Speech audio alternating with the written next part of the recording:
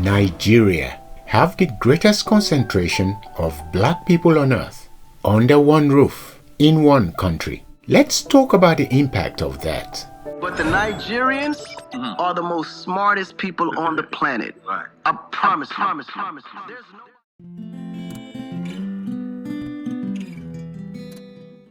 Nigeria have a population of over 230 million with a landmass of 923,768 square kilometers. And guess what's under the landmass of Nigeria? Oil. And, wait for it, solid minerals. Now, let's take a moment to think about that, because we are going to talk about one of the greatest discovery under the landmass of Nigeria.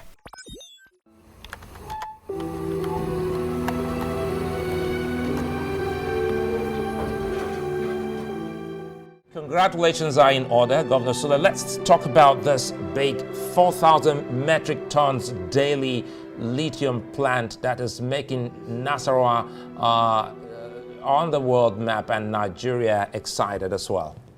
You know, this is something, a factory actually that started building just about a year ago.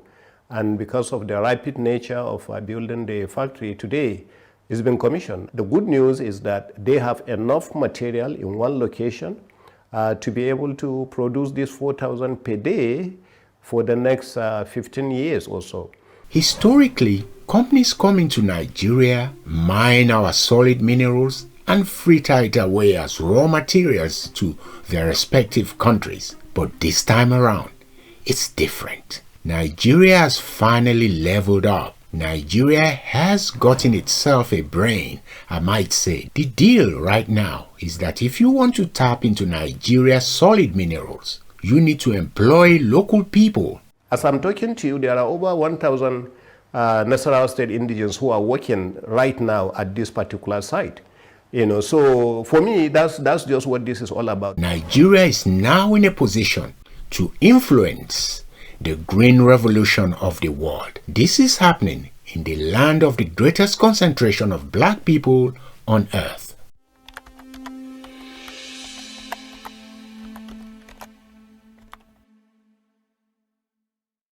I didn't think of myself as black when I was in Nigeria. I didn't need to. So we identify on the basis of ethnicity and religion, but not race, because we don't need to.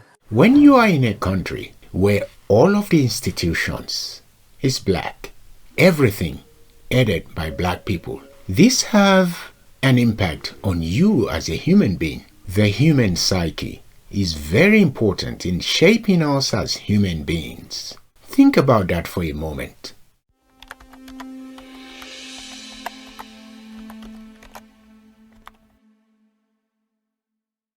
I am proud of my culture. I'm proud of my content. I'm proud of my context. Look at my hair. But in terms of what I've achieved in my lifetime, at this stage, I wouldn't have done this if I had stayed in Europe. Nigeria is very tough and opportunities can be few and far in between. But I think if you are well placed and you're hardworking and you're focused and you're good at what you do, I believe that really this can be the land of plenty. People are often surprised when they see Nigerians with the go-getter spirit, when they see Nigerians striving for greater heights, when they see Nigerians wanting to be the boss. This is as a result of living in a country where you see everyone like you, achieving.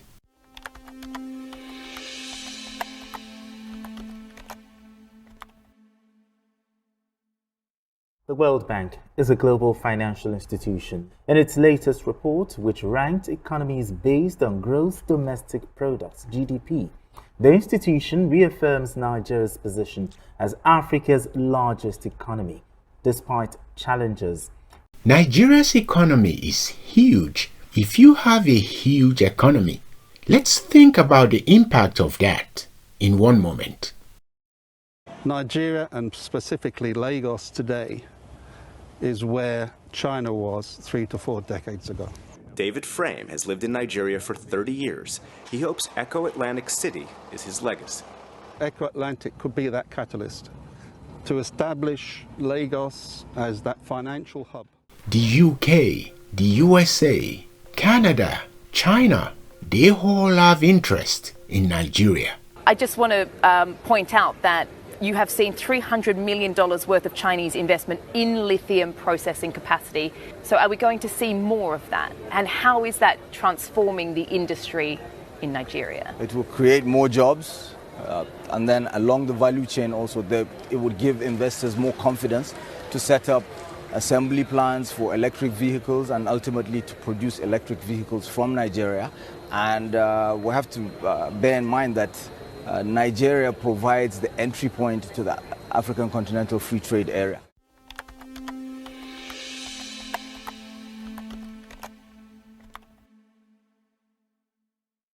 The concentration of over 250 ethnic groups and over 500 languages is very significant.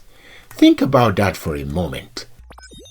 Out of this amalgamation of so many ethnic groups and languages, Nigeria has come up with the second most productive film industry on earth, Nollywood. In terms of output, Hollywood's been pushed off its perch, coming in only third behind Bollywood and more recently, Nollywood. This is Nigeria and Entertainment Award in New York. So this is from Afro-Hollywood Award in London.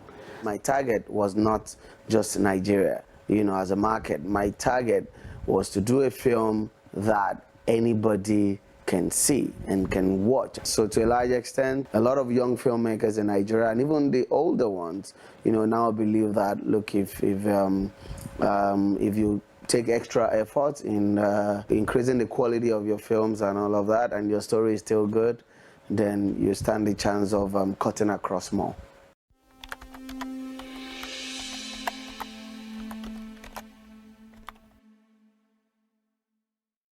Nigeria have great arts and culture. Nigeria's arts are so beautiful.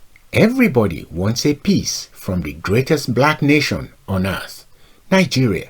You won't believe what happened.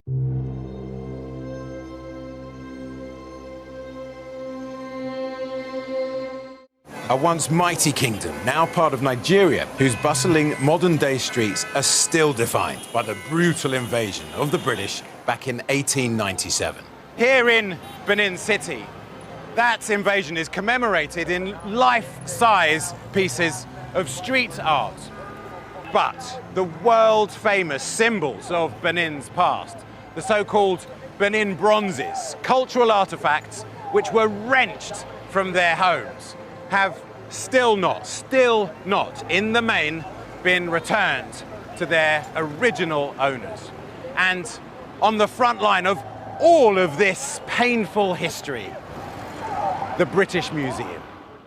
Some of Nigeria's arts collection are being returned as we speak. A repatriation ceremony was held in Nigeria's capital, Abuja, on Tuesday as Germany returned 20 stolen Benin bronzes to their homeland. The artifacts were looted by British colonialists in 1897. Everybody wants a piece from the greatest black nation on earth, Nigeria.